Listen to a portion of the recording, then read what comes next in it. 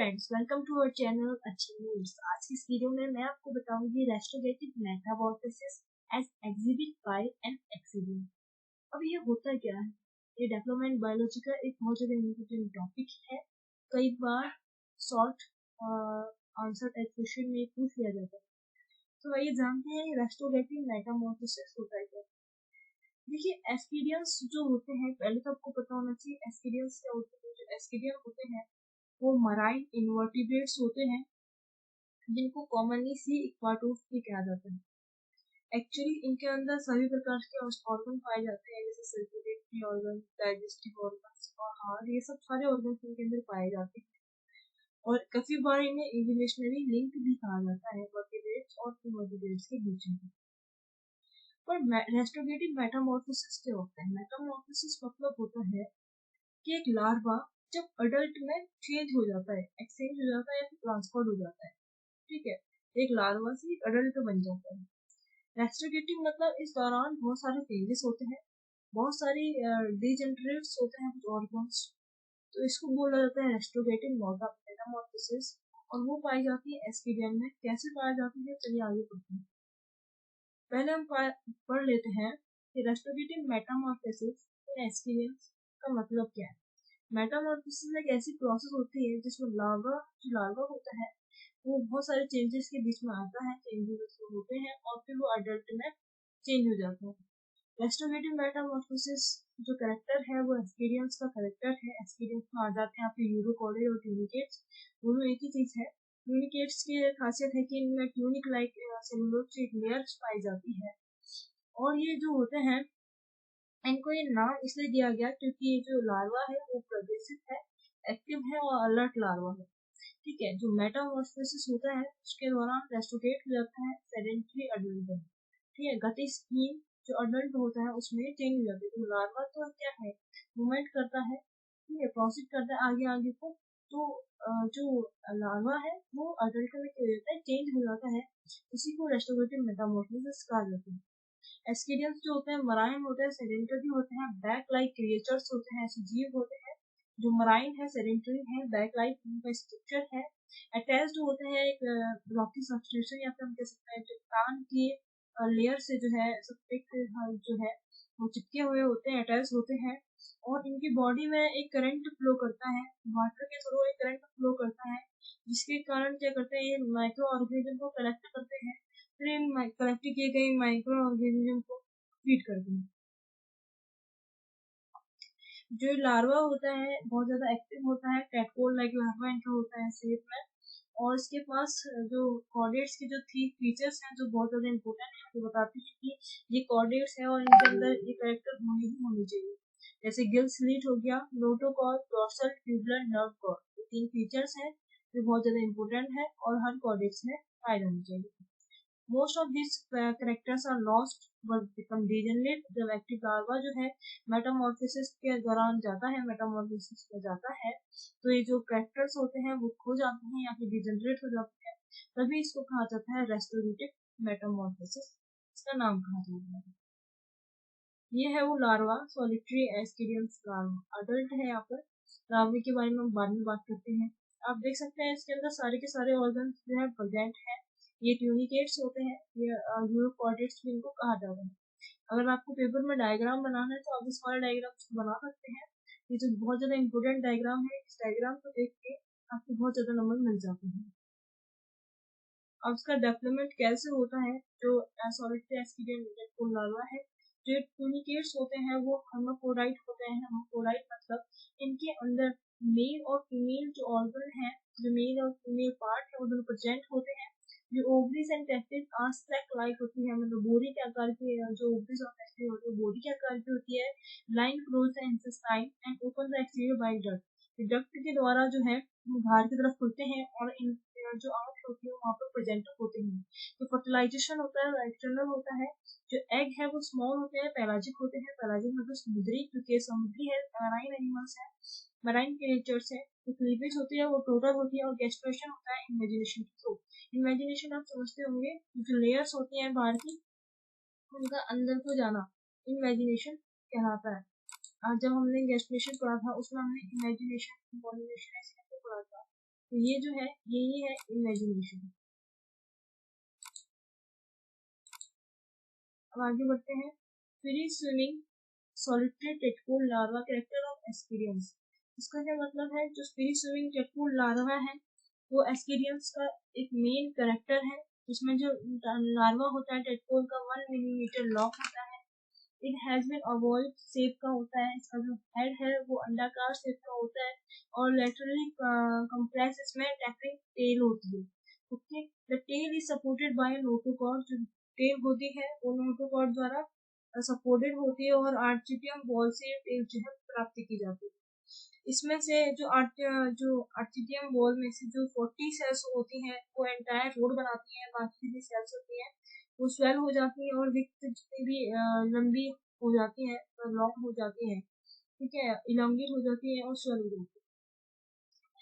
अब होता क्या है, नोटोकॉर्ड के दोनों ओर जो नीलुरम से प्राप्त करी जो मसल सेल्स होती है वो 3 वो बनाती है।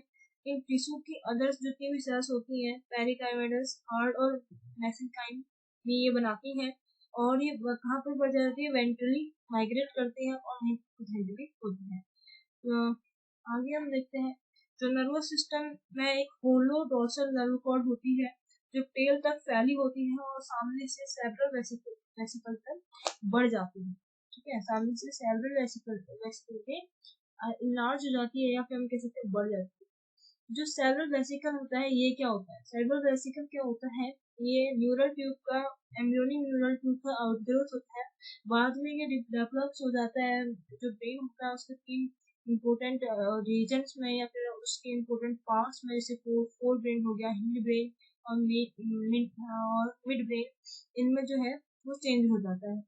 अब जो सेरेब्रल वेसिकल्स में एक लेंस सेल होती है और एक विजुअल सेल्स होती है और इसी के साथ एक सोटोकॉर्ड सेल्स भी होती है जिसमें ओटोलिथ प्रेजेंट होता है। सोटो जो स्टेटोसिस्ट जो सेल्स हैं वो क्या काम करती है या फिर इसका काम क्या होता है, ये बैलेंस करते हैं सेंसरी रिसेप्टर्स को जो प्रेजेंट होते हैं सभी एक्वाटिक इन्वर्टिब्रेट्स, राइट। अब ये ओटोलिथ क्या होता है? ओटोलिथ क्या होता है, इसको इनर एयर भी कहा जाता है, फिजिक्स में मेनली प्रोजेक्ट होता है और इसको भी ओटोलिथ कहा जाता है। ठीक है, जो हार्ट होता है वो प्रेजेंट होता है पेरी कार्डियल रीजन में। अब जो गर्ड होती है वो नॉन वेरी डेवलप, मतलब ज़्यादा डेवलप नहीं होती है। तो फिलिंग होते हैं यूजुअली सिंगल पेयर गिल्स में ओपनिंग इन आर्टियम, इनकी ओपनिंग कहाँ होती है? आर्टियम में होती है। यहाँ पर आप देख सकते हैं ओटोलिथ यहाँ पर प्रेजेंट है। यहाँ पर और भी जितने भी हमने पढ़ा था, यहाँ पर हार्ट प्रेजेंट है, प्रेजेंट है, यहाँ पर प्रेजेंट है, यहाँ पर स्टोन प्रेजेंट है। तो इस डायग्राम को भी बहुत ज़्यादा इम्पोर्टेंट रोल है, आप इस डायग्राम को भी पेपर में बना सकते हैं। आगे हम देखते हैं free swimming solitary tadpole larva का 11वां कैरेक्टर क्या है? Entire and. जो लार्वा का जो एंटायर एंड होता है वो कैरी कर रहता है 3 एडेसिव ऑर्गन्स को। कौन कौन से है? पेपिलाई जो फॉर्म होता है मेजोडर्म की एक्टोडर्म की प्रोसेस के दौरान। Larva is positively phototropic and negatively geotropic. जो लार्वा होता है पॉजिटिवली कहें तो फोटोट्रॉपिक होता है। जब ये लार्वा जो होता है प्रकाश के कांटेक्ट में आता है तो एक फोटोट्रॉपिक नेचर शो करता है, बट ये जब डार्क प्लेसेस में चले जाता है तो नेगेटिवली जियोट्रॉपिक धरती की तरफ चले जाता है और जियोट्रॉपिक शो करता है।